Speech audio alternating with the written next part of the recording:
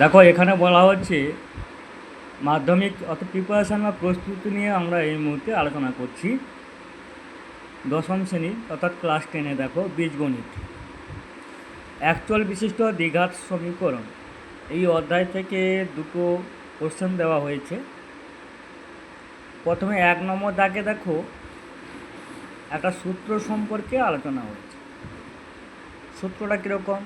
একচল বিশিষ্ট দ্বিঘাত সমীকরণের সাধারণ সমীকরণ কি জানি আমরা না ax² + bx + c = 0। তাহলে এই সমীকরণ থেকে আমরা যেহেতু দ্বিঘাত সমীকরণে বীজ কটা থাকে? দুটো থাকে।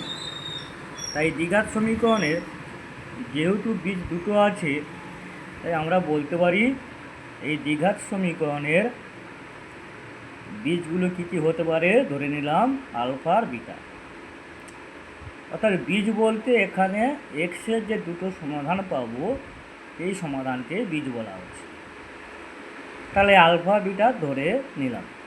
এখানে বিদ্বয়ের যোগফল মানে আলফা প্লাস বিটা সূত্রটা কী হবে? সমান -b/a এ এবং বিদ্বয়ের গুণফল আলফা ইন্টু বিটা সমান c/a। এখানে দেখো এবিসি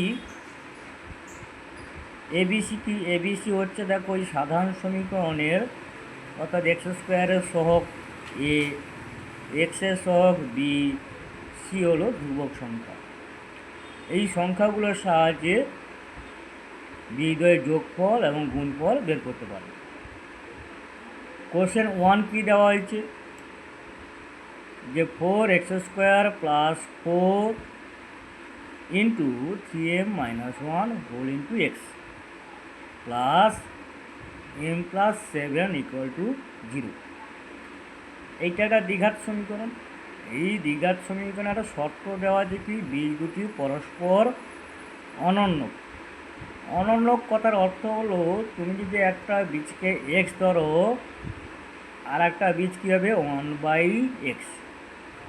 অর্থাৎ বীজ দুটি পরস্পর অনন্য মানে কি? যে দুটি বীজ পাবো তাদের গুণফল কী হবে? 1। অর্থাৎ বিদ্বয়ের গুণফলের যে সূত্রটা আছে সেই সূত্রটা বসিয়ে ওখান থেকে m এর মানটা বের করতে পারে।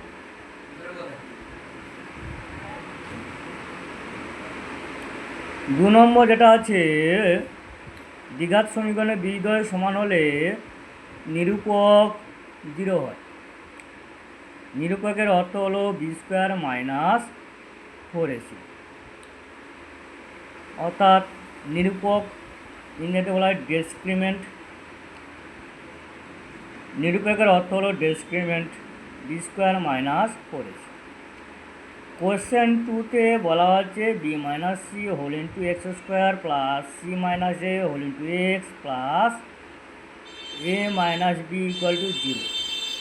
এই দ্বিঘাত সমীকরণে বিদ্বয় সমান হলে কী প্রমাণ করতে হবে? না 2b = a + b। অর্থাৎ তোমার এখানটায় বিদ্বয় সমান হলে আমরা কী জানলাম? যে নিরূপক 0 হয়। তার মানে কি b² - 4ac সমান 0 হবে। b² - 4ac সমান কী হবে? 0।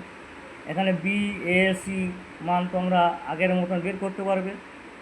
অর্থাৎ যে সমীকরণটা দেওয়া আছে সেই সমীকরণের সাথে সাধারণ সমীকরণটা কী করব? তুলনা করব। তুলনা করে এ বি সি মানটা আমরা বের করতে পারব। তো এ বি সি মানটা যদি আমি বের করতে পারি তাহলে এই সূত্রে অর্থাৎ b² - 4ac জায়গায় বসালে আমরা এই প্রমাণটা করতে পারব। তোমাদের জন্য এই দুটো সূত্র আজকে থাকলো। এই দুটো সূত্র সাহায্যে এই দুটি অঙ্ক তোমরা করে ফেলবে এবং করে কমেন্ট বক্সেতে জানাবে। ধন্যবাদ। Thank you.